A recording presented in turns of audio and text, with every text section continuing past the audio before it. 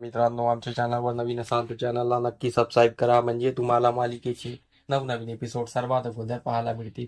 तर लाखात एक आमचा दादा या मालिकेमध्ये काय घडलं ते आपण बघणार आहोत. तर इकडे शालनचा अंत्यसंस्कार झालेला असतो आणि सर्व घरी असतात. इकडे मालनची वाचा गेलेली असते, म्हणजे मालनला एकदम डिस्टर्ब झालेली असते, ती रडत सुद्धा नसते. तर गावातील बाया बोलतात की हे शालन गेल्यामुळे मालन एकदम सुस्त झालेली आहे आणि ती रडेनासं झाली आहे. तिने रडायला पाहिजे, नाहीतर ती डिप्रेशन मध्ये कोम्यामध्ये जाऊ शकते. तर इकडे सर्व बाया त्याबद्दल बोलत असतात. मग तुळजा इकडे मालनकडे येते आणि मालनला बोलते, आई तुला काय झालं आणि त्या गडावर असं काय घडलं की आई एकदम खाली कोसळली आणि आईचा जीव गेला. आणि तू काहीतरी बघितलं असेल ना, सांग ना. तर तुळजा तिला खूप फोर्स करत असते आणि मग तेवढ्यात मालनला सर्व आठवते की गड्यावर काय घडलं, कसं घडलं. तर मालन ते आठवून मालन एकदम रडायला सुटते आणि खूप जोरात जोरात रडत असते. आणि पण तिच्या तोंडातून आवाज निघत नसतो.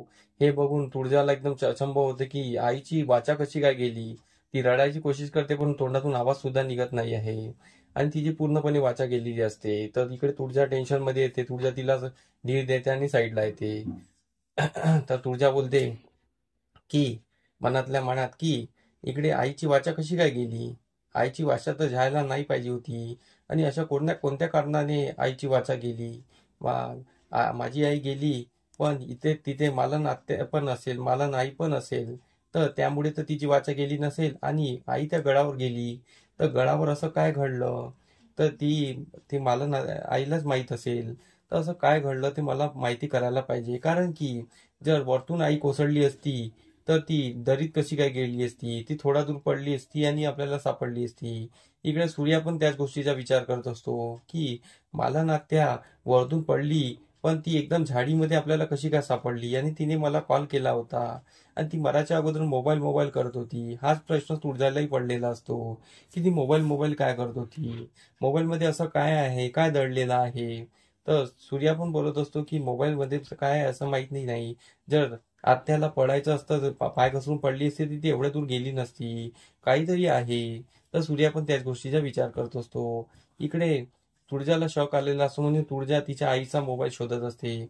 इकडे सूर्याला पण शॉक आलेला असतो. सूर्या स्वतःचा मोबाईल शोधत असतो की आत्याने मला काही तर नाही पाठवलं.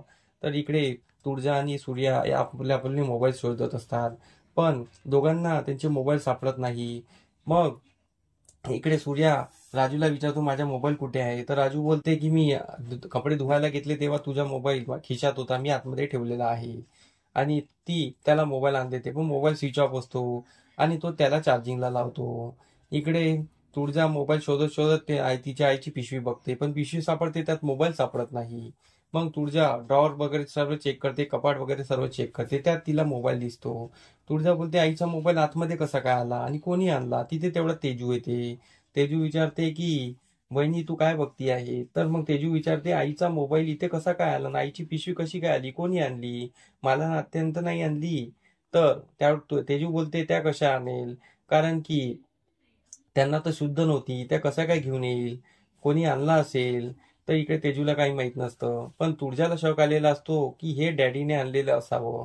तुळजाला त्या मोबाईलमध्ये काहीच सापडत नाही. तुळजा विचार करते आणि बोलते, डॅडी पण घरात नाहीये, डॅडी गेले कुठं. तर इकडे इकडे सूर्याने मोबाईल चार्जिंगला लावला असतो, तेवढे तिथे डॅडी येतात आणि डॅडी बोलतात की जाबाई बापू, मला माझ्या घरी करमेनासं झालेलं आहे आणि मी तिथे राहू शकत नाही. कारण की डॅडीने विचार केला होता की मालनने सूर्याला मेसेज करून ठेवलेला आहे आणि सूर्याच्या मोबाईलमध्ये तो मेसेज आहे. जर सूर्याने तो मोबाईलचा मेसेज बघितला तर माझी काही खैर नाही, मला जेलमध्ये खडी फोडायला जावं लागेल. म्हणून डॅडी त्या घरात आलेले असतात. आणि डॅडी हात जोडून सूर्याला बोलतात की मला काही दिवस इथे राहू द्या.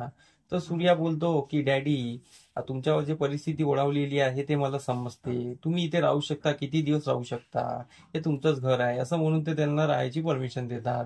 सर्व आपापल्या कामी निघून जातात.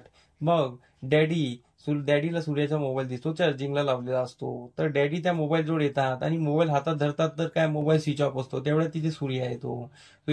सूर्य त्यांना बघून बोलतो की तुम्ही माझ्या मोबाईल जो काय करता.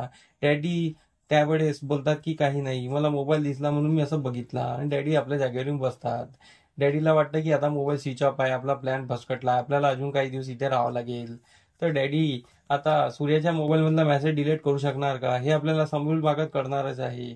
इकडे तुझ्या डॅडी बद्दल काही पुरावे गोळा करू शकणार का, की डॅडीनेच तिच्या आईला मारलेला आहे. हे जेव्हा कळेल सूर्या आणि तुळजाला, तेव्हा डॅडीचे काय हाल होणार हे आपल्याला समोर भागात करणारच आहे. तर आमचा एपिसोड तुम्हाला कसा वाटला आम्हाला कमेंट करून नक्की सांगा. धन्यवाद.